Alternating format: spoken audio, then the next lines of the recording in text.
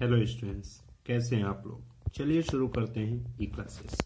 Students, आज हम reaching the age of adolescence chapter number 10 है और ये है मेरा एनसीईआरटी बुक की क्लास 8th की। इसमें एक टॉपिक है स्टूडेंट्स, टॉपिक है how is the sex of the baby determined. कोई जो बच्चा पैदा होता है, कोई बेबी जो है, वो उसका सेक्स यानी मेल और फीमेल कैसे डिटरमाइंड होता है। चलिए इसके बारे में जानते हैं कि बुक में क्या लिखा हुआ है, फिर इसको हम आपको और अच्छे से समझाएंगे। इनसाइड द फर्टिलाइज एग और zygote is the instruction for determining the sex of the baby. This instruction is present in the thread-like structure called chromosomes in the fertilized egg. Recall from chapter 8 that chromosomes are present inside the nucleus of every cell. जैसा कि हम जानते हैं हर एक livings में cell होती है जिससे पूरी बॉडी बनी होती है। तो सेल के अंदर कुछ जो न्यूक्लियस होता है, न्यूक्लियस के अंदर थ्रेड लाइक स्ट्रक्चर होता है जिसे हम बोलते हैं क्रोमोसोम। अगर हम ह्यूमन की बात करें तो पेयर्स में होते हैं 23 पेयर, या फिर उनको और हम दूसरे वर्ड में बोले तो नंबर्स में बोलेंगे तो 46 होते हैं। और जब मेल और फीमेल गैमेट यानी स्पर्म ओवम जब फर्टिलाइज होता है तो वो आगे चल करके जाइगोट बनता है। जाइगोट जो कि 46 क्रोमोसोम बन जाता है। इसके पहले जो एग वगैरह है, एग या स्पर्म, वो 23 क्रोमोसोम से ही होता है, यानी आधे होते हैं। अच्छा, all human beings have 23 pair of chromosome in the nuclei of their cell. 2 chromosome out of these are sex chromosome named X and Y. तो अगर ह्यूमन की बात करें तो ह्यूमन में 46 होते हैं, जिनमें से 2 क्रोमोसोम जिसमें लास्ट वाले X और Y जिसे हम सेक्स क्रोमोसोम कहते हैं। A female has 2 X chromosome while a male has X and Y chromosome. Male में एक्स एंड वाई डिफरेंट होते हैं, लेकिन फीमेल में एक्स ही 2 क्रोमोसोम होते हैं जिनको हम सेक्स क्रोमोसोम कहते हैं। बाकी 44 क्रोमोसोम्स दोनों में इक्वल होते हैं, सेम टाइप के होते हैं, जो कि बॉडी क्रोमोसोम कहलाते हैं। The gamete egg and sperm, gamete यानी egg and sperm, have only 1 set of chromosome. The unfertilized egg always has 1 X chromosome. जो अनफर्टिलाइज होता है यानी एग जब तक फर्टिलाइज नहीं होता तब तक उसको हम एक ही एक्स क्रोमोसोम उसमें होता है, चाहे वो स्पर्म हो या ओवम।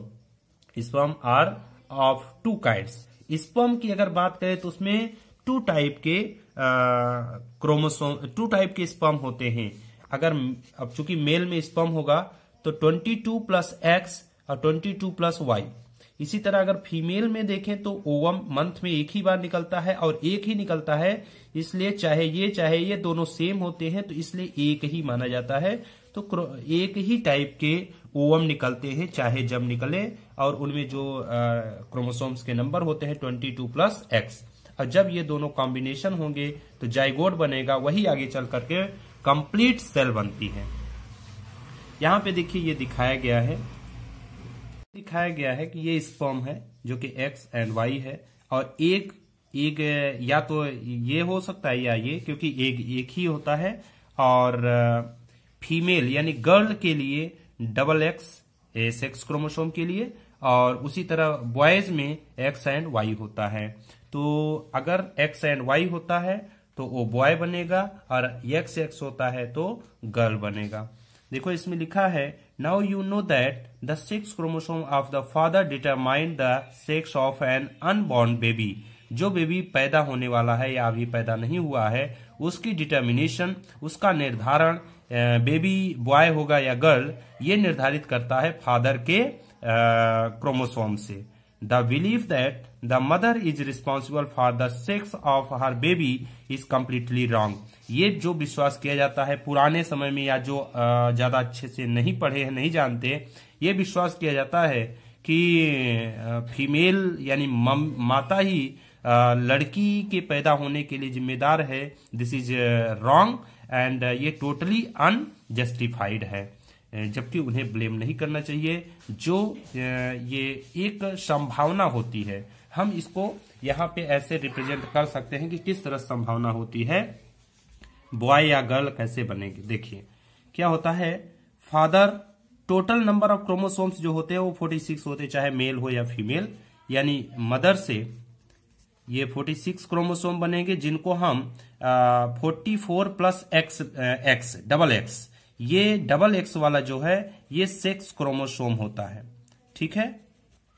और उसी तरह मेल में अगर देखें तो 44 प्लस एक्स एंड वाई, ये वाला जो है एक्स एंड वाई, ये इसमें सेक्स क्रोमोसोम होता है। तो अब देखिए अभी तक ये कंप्लीट सेल है, ठीक है। लेकिन जब स्पर्म बनेगा तो स्पर्म 2 टाइप का बनता है। कितने टाइप का? 2 टाइप का।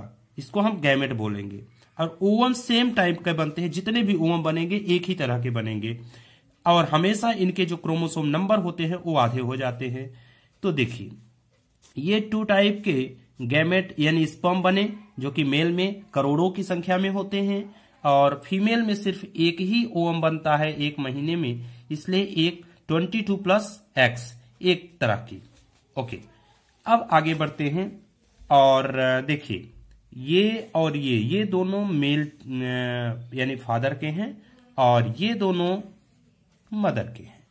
तो हम देखिए कैसे डिटरमाइन करेंगे कि ये एक संभावना होती है फर्टिलाइज होने की।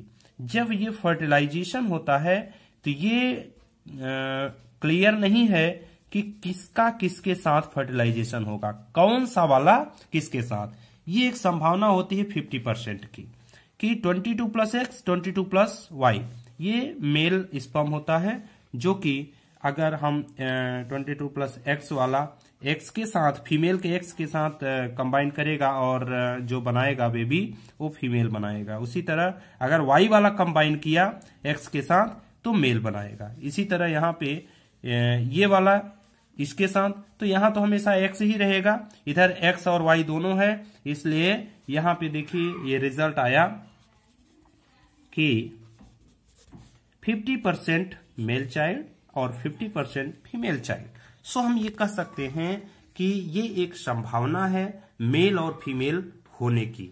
लेकिन डिटरमाइन कौन करता है? ये डिटरमाइन फादर के स्पर्म करते हैं।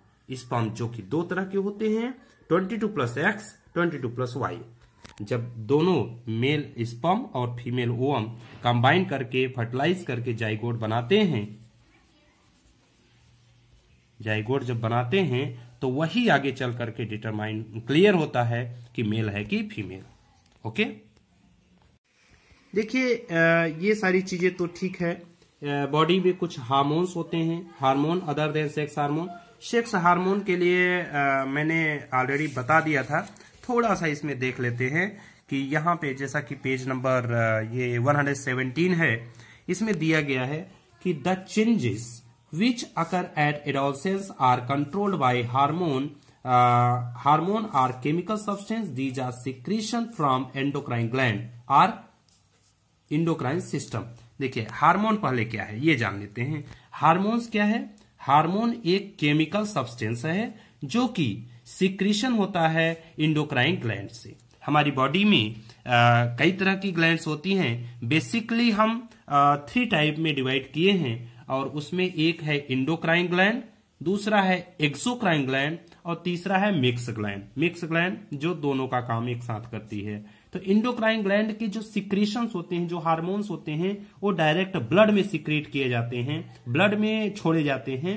और एक्सोक्राइन ग्लैंड जो होती है वो ट्यूब के साथ पहुंचाया जाता है, जहां भी अपने उसके टारगेट के पास। तो ट्यूब के साथ ले जा रहा है, इसलिए उसको डक्टस ग्लैंड और इंडोक्राइन ग्लैंड को डक्टलेस ग्लैंड कहा जाता है। इंडोक्राइन ग्लैंड जो है उनमें से कई ग्लैंड हैं। तो जो टेस्टोस्टेरॉन हार्मोन मेल हार्मोन होती है वो सिक्रेट होती है टेस्टिस से, ठीक है, प्यूबर्टी के समय। और उसी तरह फीमेल में हार्मोन जो सिक्रेट होती है वो एस्ट्रोजन हार्मोन है, ओवरी से सिक्रेट होती है। और एस्ट्रोजन जो है female secondary sexual character complete करता है, साथ में ओवम को कंप्लीट करने में हेल्प करता है। उसी तरह मेल में testosterone secondary sexual character of male को कंप्लीट करता है, साथ में स्पर्म भी कंप्लीट डेवलप करवाता है। और इन दोनों को जो ऑर्डर देती हैं प्रोसेस को कंप्लीट करने के लिए, वो है पिट्यूटरी ग्लैंड। इसी तरह यहाँ पे हम एक डायग्राम देख सकते हैं। देखिए ये ह्यूमन बॉडी का डायग्राम है। यहाँ पे होता है पिट्यूटरी ग्लैंड, ये ब्रेन के पास है, ब्रेन वाले पार्ट में तो नहीं होता लेकिन ब्रेन के पास होता है। सेकेंड नंबर पे थायराइड है, यहीं पे एक पैराथायराइड ग्लैंड भी होती है, और थायराइड और पैराथायराइड दोनों गले के पास होती हैं।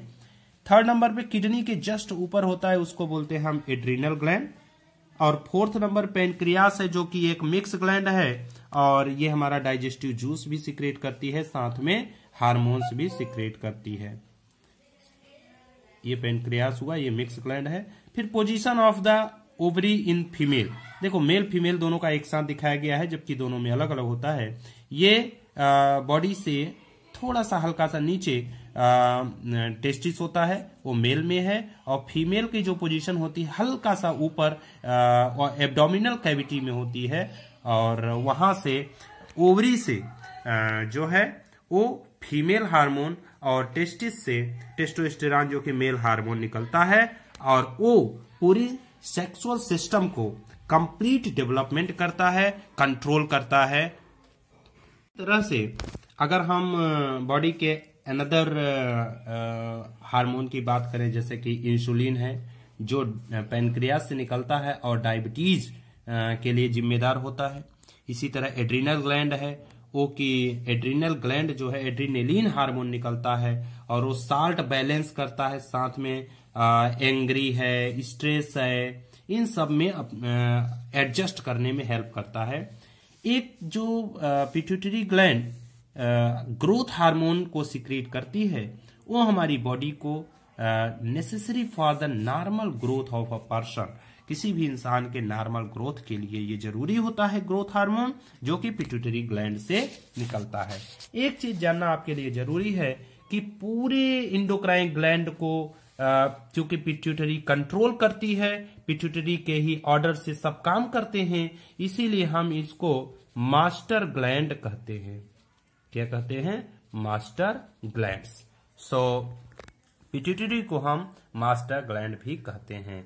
अपनी बॉडी में और भी हार्मोन्स सिक्रेशन करने वाले ग्लैंड्स होते हैं, जैसे कि हार्ट के जस्ट पास यहाँ पे बीचों बीच एक दूसरी ग्लैंड होती है जिसको बोलते हैं थाइमस ग्लैंड, और एक पीनियल ग्लैंड ब्रेन के पास होती है। इस तरह से और भी बहुत सारी ग्लैंड है जो बॉडी को कंट्रोल एंड कोऑर्डिनेट करने में हेल्प करती हैं। Students, thanks for watching my videos.